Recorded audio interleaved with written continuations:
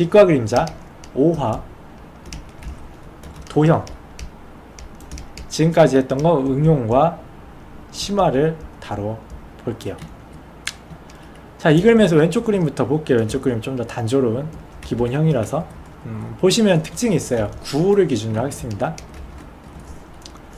자, 경계 보이죠? 지난번에 했던 것들 이제 연장해서 좀 더 심화로 넘어갈 거예요.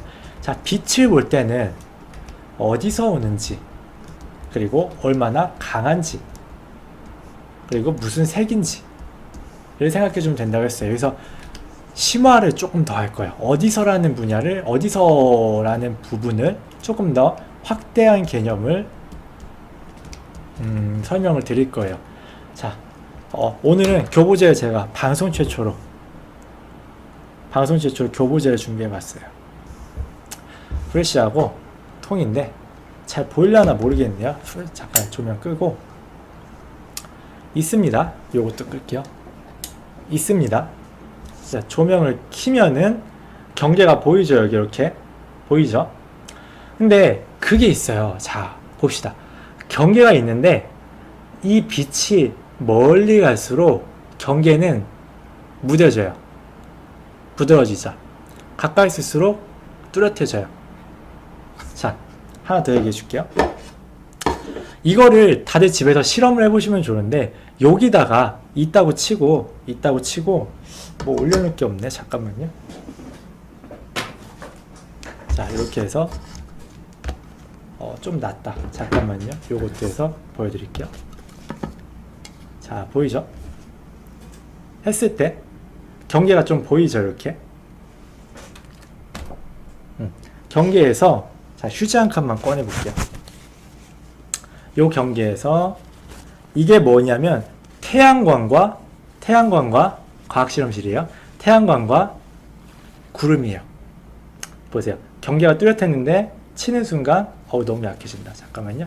치는 순간 경계가 좀 부드러집니다. 빛이 옅어지는 거 신경 안 쓰셔도 돼요. 약해지는 거 신경 쓰지 마시고 경계가 어떻게 되는지 한번 보시면 돼요. 하는 순간 경계가 좀 부드러집니다. 빛이 없으면 이렇게 되고, 빛 있는 거 보이시죠? 경계가 부드러워져요. 왜냐면 자, 설명을 한번 드릴게요. 요 경우 같은 경우에는 조명이 작거나 아니면은 가까이서 온 거. 요 조명 같은 경우는 멀거나 조명이 큰 거예요. 맞아요. 흐린 날과 같은 원리입니다. 흐린 날 보면 그림자가 이렇게 뿌옇게 나와요. 왜냐면 여러분들이 방금 한 실험을 집에서 한번 더 해보면 좋겠어요. 왜냐면 방금 같이 여기 통이 있을 때 색칠을 칠해볼게요. 흰색 베이스였고 조명이 들어오면 이렇게 경계가 졌었죠. 근데 조명을 두 개를 비슷한 각도에서 이렇게 쏘게 되면은 경계가 어떻게 지냐면 이렇게 하나, 이렇게 둘, 이렇게 집니다. 근데 조명이 두 개면 경계가 두 개 생기는데, 만약에 조명이 따다다다다다 많다고 생각해봐요. 그러면 이 단계가 점점 많아지면서 마치 이런 그라데이션처럼 보이게 될 거예요. 이게 바로 요 효과예요. 빛이 넓게 크게 나오고 있다는 건 여러 개의 빛이 여러 각도에서 쏘고 있다는 것과 같은 비슷한 맥락이에요. 태양빛 같은 경우는 태양은 사실 크지만 멀리 있기 때문에 작고 강한 빛처럼 우리가 받아들여지게 돼요. 그래서 경계가 뚜렷하게 지게 되는데, 자, 여기서 여기에 태양빛이 있으면은 이렇게 오게 되는데, 이런 식으로 와서 강하게 쬐게 되는데, 근데 흐린 날 같은 경우 여기에 구름이 이렇게 끼게 돼요. 그러면서 이 태양을 받은 구름들이 산발적으로 빛을 쏴주기 시작하게 되는 거죠. 그러면서 넓은 조명처럼 효과가 지게 돼요. 자, 그러면 여기서 추가적으로 빛이 방금처럼 다시 할게요. 방금 전처럼 휴지를 얹게 되면은 작았던 빛이 휴지를 관통하기 시작하면서 빛이 휴지에 전체적으로 퍼지면서 나오게 돼요. 그러면서 구름과 같은 효과가 됩니다. 그리고 만약에 이게 없더라도, 제가 아까 거리를 벌렸더니 뿌얘졌잖아요. 그런 대기 중에 있는 모든 먼지라든지 여러가지 산발적으로 빛을 분산시켜주는 요소들이 빛이 나아가면서 점점 흩어지게끔 만들어져요. 산발적으로. 보통 산광이라고 표현을 많이 해요. 산광이라고도 하고, 이쪽이에요. 산광이라고도 하고, 소프트 라이트라고도 합니다. 그리고 이쪽은 직광이라고 하고, 직광이라고도 하고, 하드라이트라는 표현도 많이 씁니다. 보통 이제 사진 쪽에서 많이 쓰이는 용어예요.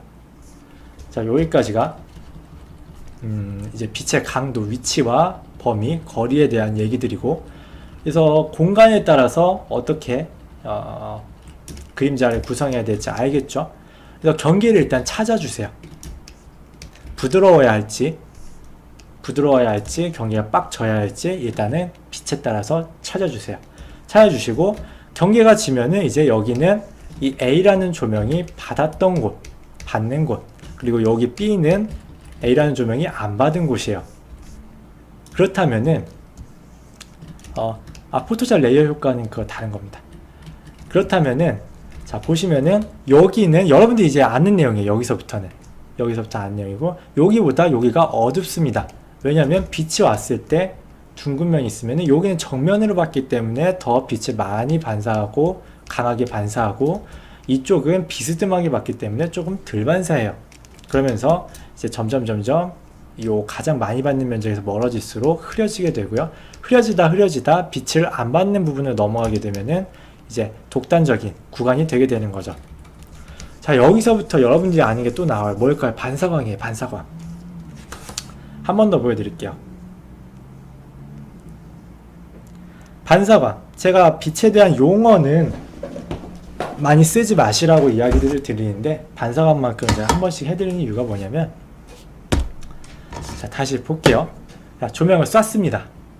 손을 갖다 대면 잘 안 보이네요. 지금 여기 약간 불그스름하게 지는 거 보이나요? 이쪽에? 이렇게 되면 살짝 불그스름해지죠. 카메라 잘 보일지 모르겠어요. 여러분도 한번 해보세요. 집에서 후레쉬 켜놓고 뭐 종이컵 같은 거나 하얀 광택이 좀 없는 게 좋아요. 없는 걸로 해주시고, 뒤에다 손 대시면은 약간씩 불그스름해지는 게 보일 거예요. 지금 카메라에 잘 안 당기긴 하는데 제 쪽에서는 많이 보이거든요. 해보시고 눈으로 한번 확인해 보시는 게 제일 좋아요. 반사광은 여러분이 생각한 것보다 훨씬 강해요. 굉장히 많이. 그래서 이런 경우에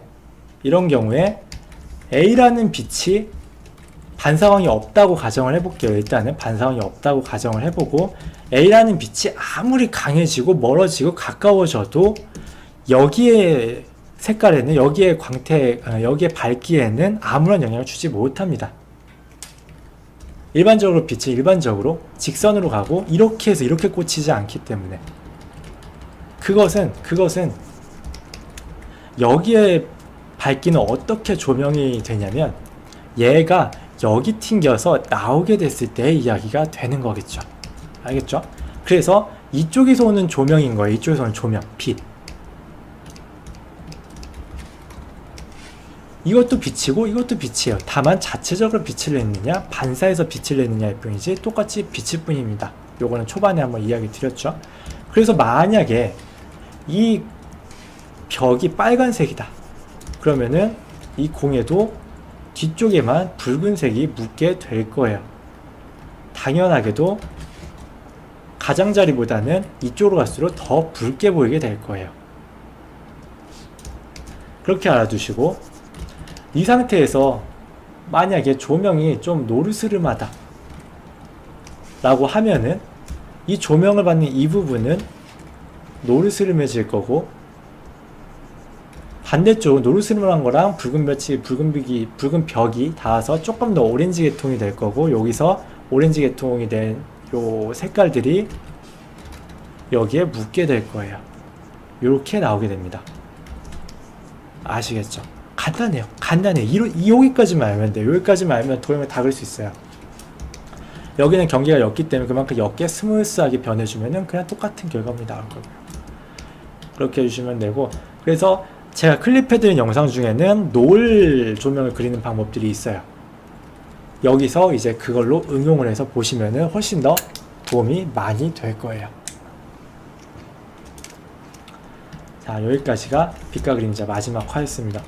그래서 아시겠지만 응용해보세요. 한 번 보고 말지 마시고, 전에도 이야기 드렸지만 한 번 보고 말면 안 그려본단 말이에요. 다음에 그려볼 것 같죠? 안 그려요. 한 번 했다고 또 안 그려.